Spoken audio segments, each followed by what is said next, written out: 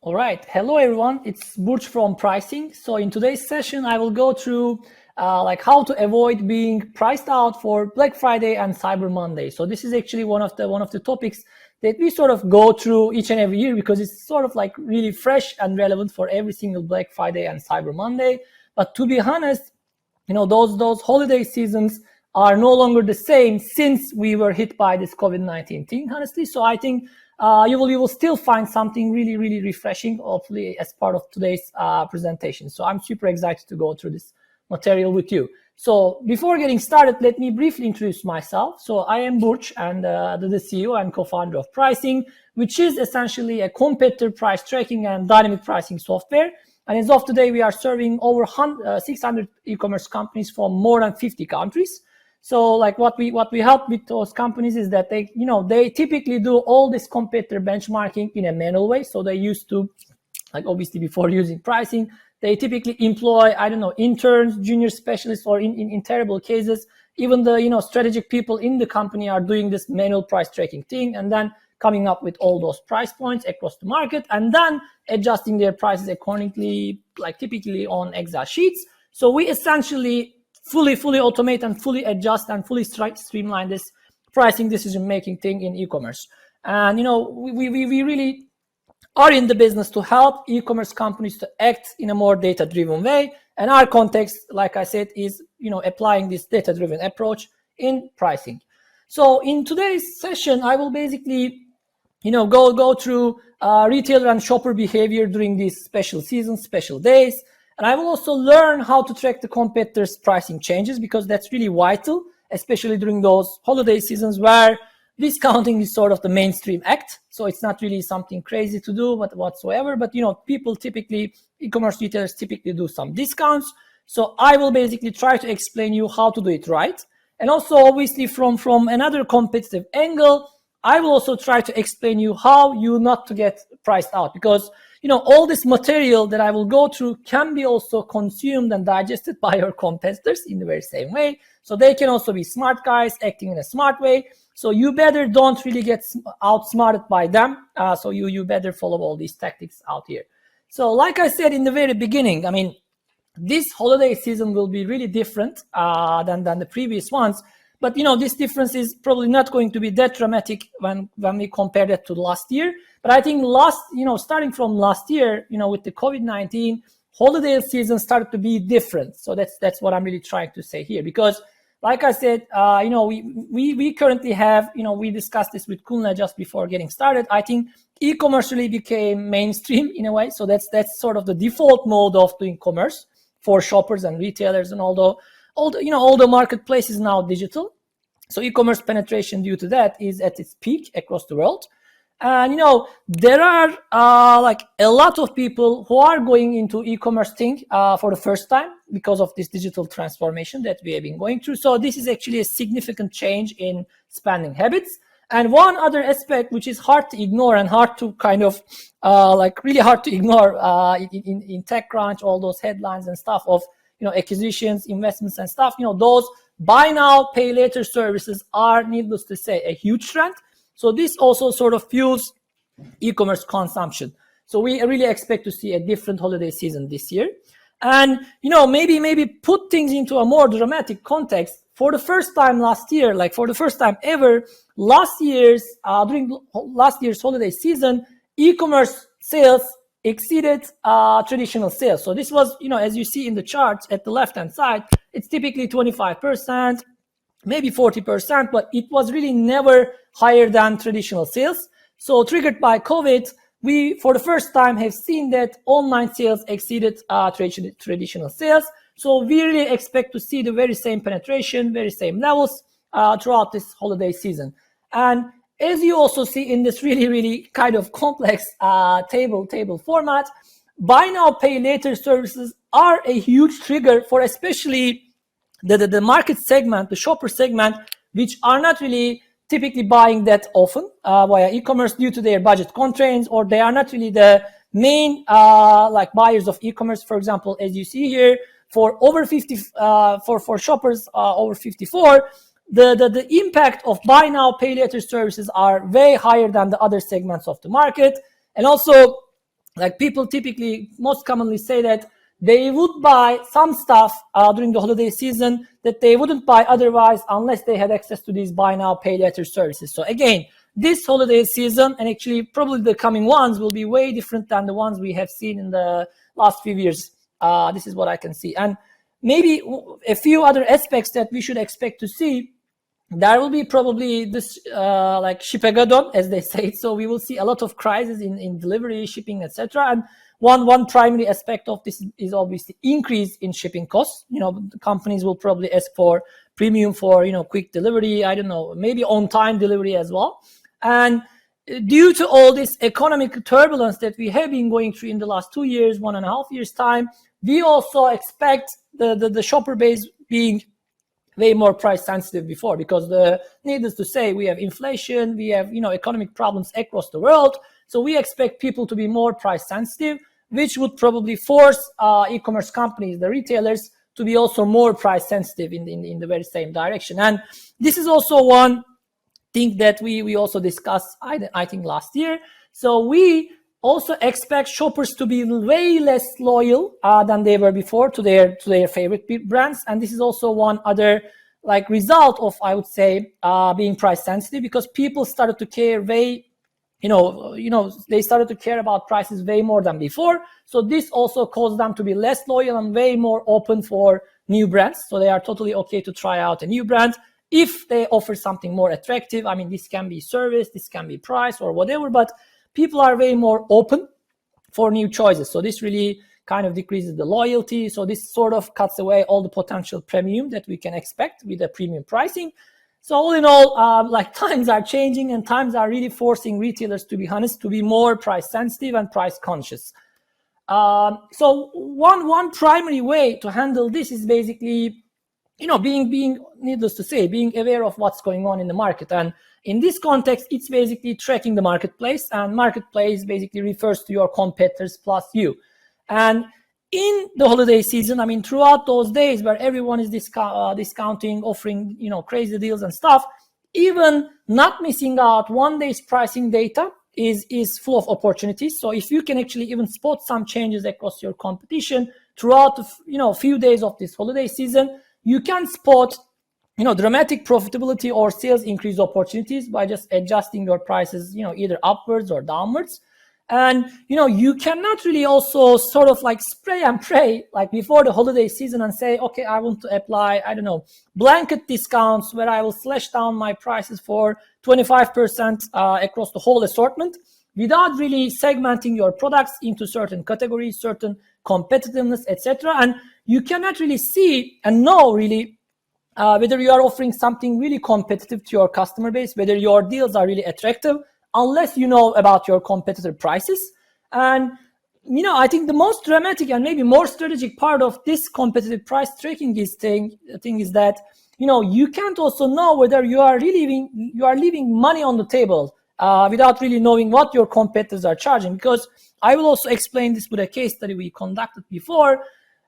Thanks to using pricing automation, price tracking automation, people tend to increase their prices way more often than they're, discounting their prices. So this is a really strategic, really, how to say, dramatic way of using technology at the pricing end.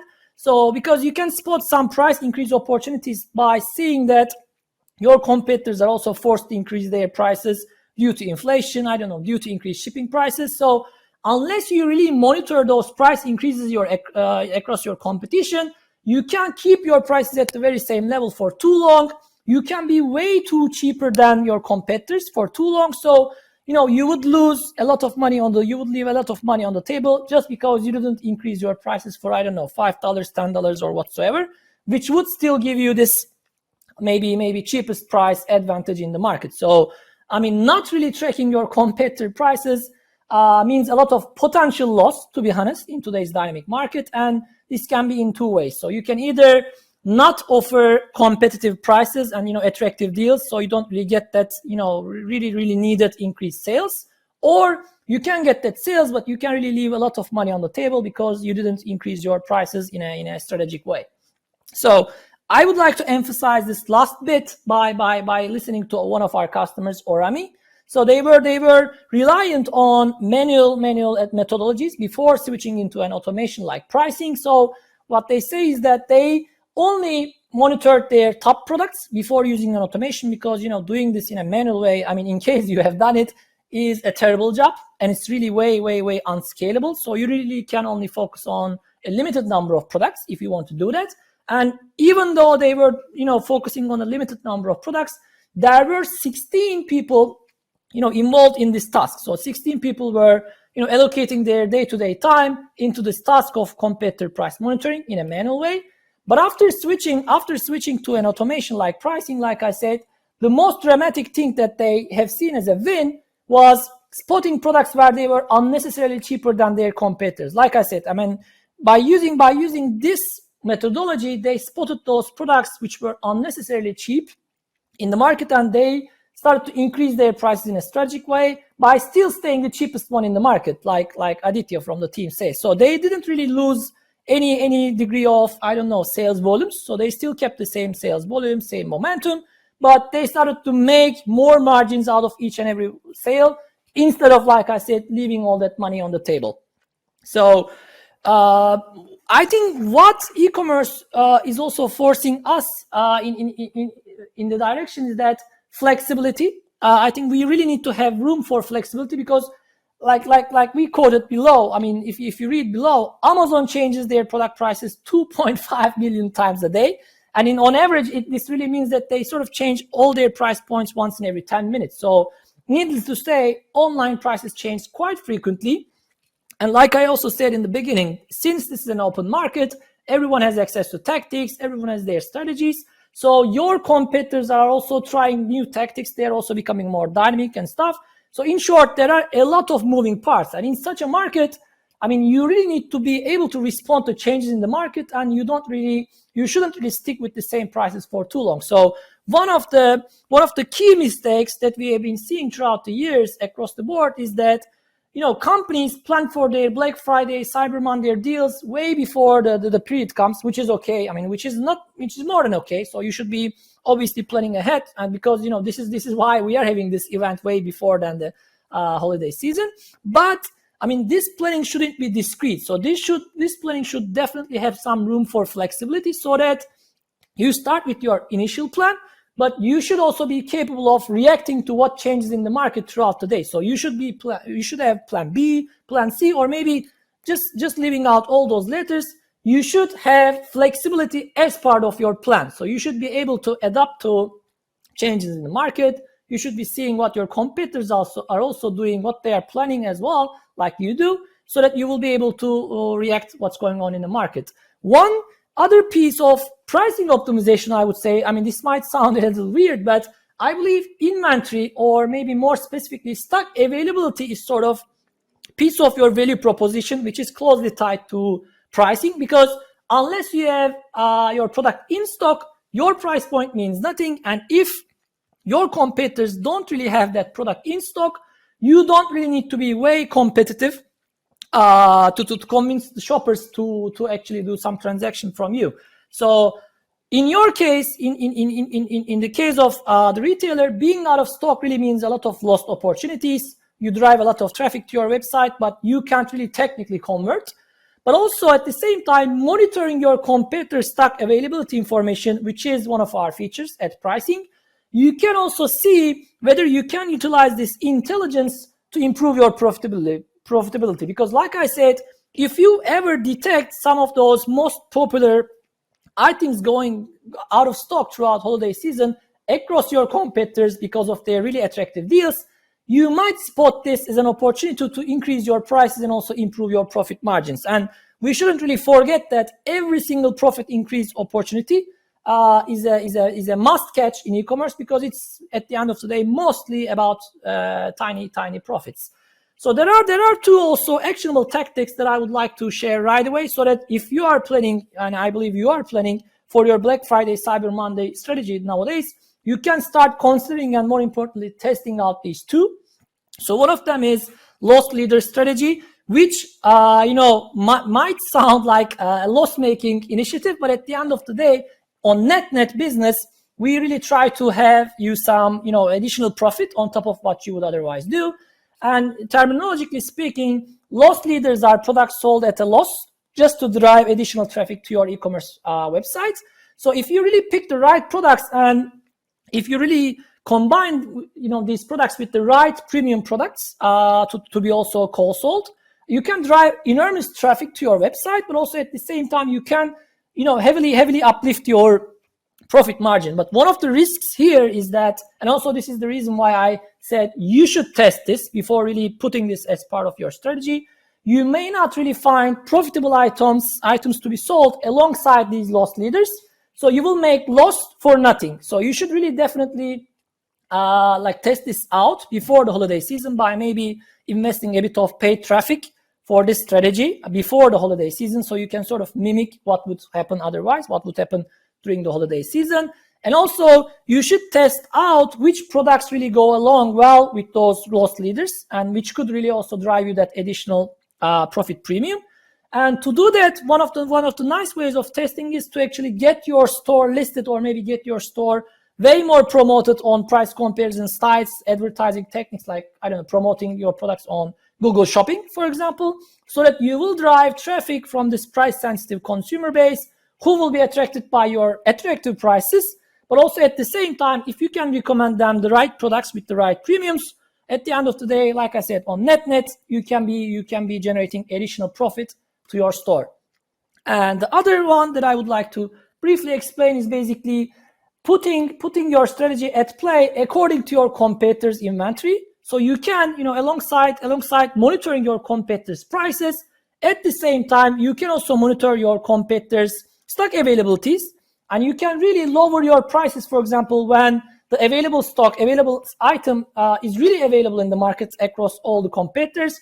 But if you start to see that product is sort of going out of stock across some of your competitors, you can start increasing your prices, margin by margin. I mean, $1 each, $10 at every iteration, so that you don't, again, leave that much of money on the table. And also at the same time, you can consider lowering your prices towards the end of the season, obviously to make some room for new inventory. So don't forget that the velocity of your inventory should really also dictate your pricing to some degree. And this also has competitive aspects. So your competitor stock availabilities should also, in a way, dictate your pricing strategy.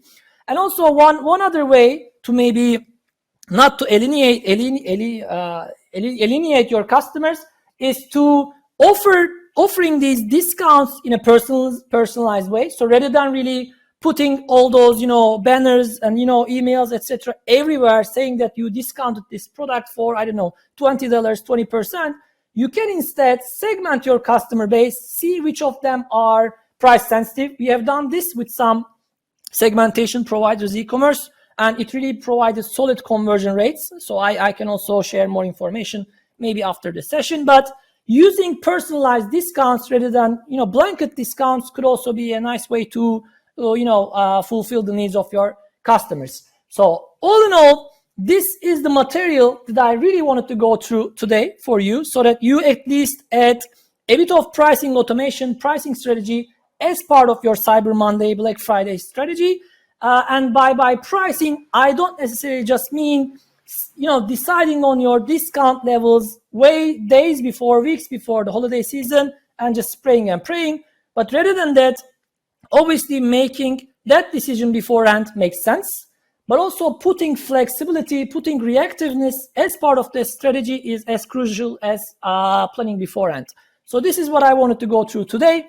I really thank you for listening, for participating in this session. And as I said throughout the session, if you would like to discuss anything further, here is my email address. It's my name, burc@pricing.com. Thanks a lot for listening. Look forward to seeing you on another session about pricing automation.